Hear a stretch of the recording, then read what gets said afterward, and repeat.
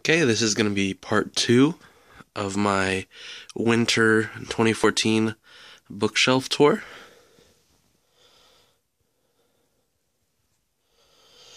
I apologize for the light, but this bookshelf's in a niche, and it doesn't get very much light even during the middle of the day. So we have to resort to the flashlight. So to begin, the first shelf is just all movies, so I'll do that real quick. Which, in my own weird way, I consider literature, in a way. So, these are just the Blu-rays I have. I have a bunch of DVDs tucked away in my closet as well. But since I've converted to Blu-ray, this is just what I have. Alright. This first shelf of books is like my fantasy shelf. We have all my fantasy series here. I'm going to start with Lloyd Alexander in his, I forget what the whole series is called, but I think it's like the Pythagorean. Okay, sorry about that. And I'm an idiot. It's not Pythagorean. That was stupid. It's Puritan Chronicles. Anyway, so the first book is the Book of Three, followed by the Black Cauldron, the Castle of Lure, Terran Wanderer, and the last book, The High King. And this is the first fantasy series that I really got into when I was younger, and it's meant for children, but it's pretty epic. I really enjoyed it as a kid. Okay, and then here we have my Tolkien works. Oops. We have The Hobbit, in this little kind of leathery-ish edition. The Lord of the Rings there, the 3 books. And then the first 5 volumes of, I forget what they're called collectively, but it's like all the other stuff. They have like the Book of Lost Tales 1 and 2, The Lays of Beleriand, The Shaping of Middle-earth, and The Lost Road and other writings. I've read none of those. And then on top of that we have The Silmarillion. I have read that. And of course I've read like the main trilogy and The Hobbit. I've had these and I really need to get around to reading them. Then next we have Wizard's First Rule by Terry Goodkind, which I've heard is really good, but I haven't read yet. It's sitting on my TBR. Then here I have the Kingkiller Chronicles, the first book, The Name of the Wind, and the second book, The Wise Man's Fear, which I picked up because I heard they were really good, and I kind of needed to fill a void while I was, I'm waiting for the next Game of Thrones or Song of Ice and Fire book. And these were really, really awesome. And it kind of sucks that they're not complete yet, and I'm an idiot and I got stuck into another series that isn't finished, so I'm really excited for the last book in the series. Here we have my A Song of Ice and Fire. I came into it pretty late, so I got like the box set with the first 4 books in paperback, as you can see, which kind of sucks because, I mean, these things are pretty weighty, so look at the damage I did on the Clash of Kings. And we can see where I got my reread as far as I got last time I was rereading this. And then, of course, I bought A Dance with Dragons when it first came out in hardcover, and then recently, because I wanted them all to match, I bought it in paperback as well. On this shelf, I have the 5 love languages, which is all about the different ways people express and feel love. Pretty interesting, actually.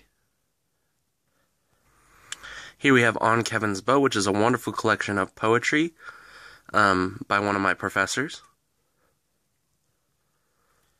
Then we have The Essential Neruda, which is selected poems in both English and Spanish translation by Pablo Neruda.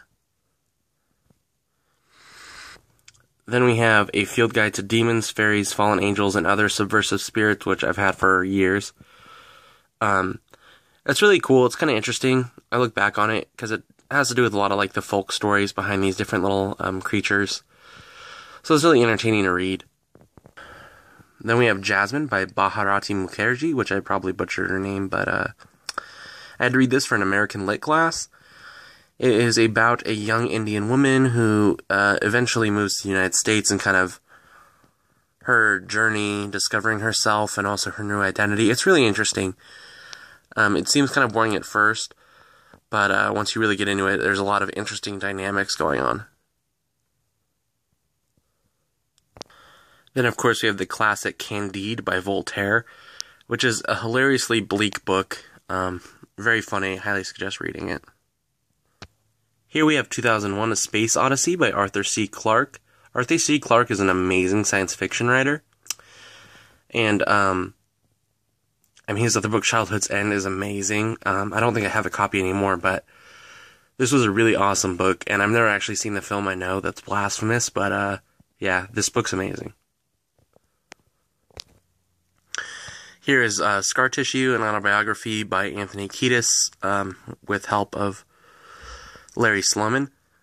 It's actually really interesting how frank and how honest he is about how dangerous his lifestyle was. And he's kind of a crazy character, so hearing his life story is interesting. Here we have Invisible Man by Ralph Ellison, which I had to read the first chapter for an American Lit class. Unfortunately, we didn't have enough time to read the whole novel.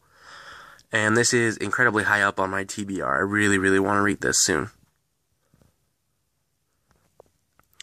This is The Road by Cormac McCarthy. This is the only McCarthy I've read, and I hate this book so much. I don't understand all the praise it gets. I just don't get it. I don't get it at all. And I've had to read it several times. Once for fun and a couple times in class. And I still don't get it. I still don't appreciate it, and I don't understand it. And I want to kind of read other McCarthy to see if it's him or if it's this story. But yeah, I really have issues with this book. And then here we have Madame Bovary by Gustave Flaubert. And I didn't really enjoy this one either, but I had to read it for a class. And I mean, it's interesting. I get it, but I don't particularly care for the story. Here we have Bright Lights, Big City by Jay McInerney. I believe this is the first review I ever did on this channel. And I really enjoy this book a whole lot. It's interesting because it's written in the second person, which is rare, but it's really awesome. This is What We Talk About When We Talk About Love by Raven Carver. He is of the school of what people call dirty realism. Sorry for all the snuffles. Anyway, Raven Carver has a lot of short stories that are really interesting, and his characters are often not what we necessarily see as heroic, but they're very interesting, and this is my only Carver that I own, but I really want to get some more. Here we have Anthem by Ayn Rand, or Ayn Rand, however you want to say it. I haven't read this yet, so not too much to say. I went on a kick where I was like, I want to be cool, and I want to read all of Rand's works, because I read Atlas Shrugged. I was reading Atlas Shrugged at the time, and then I got a little older and I realized I really don't agree with a lot of what she has to say. So I've slowed way down. And the reason this isn't with the other Rands is because on this shelf I was trying to have all the books kind of the same size going down. And this one was much bigger than all the other Rands I own.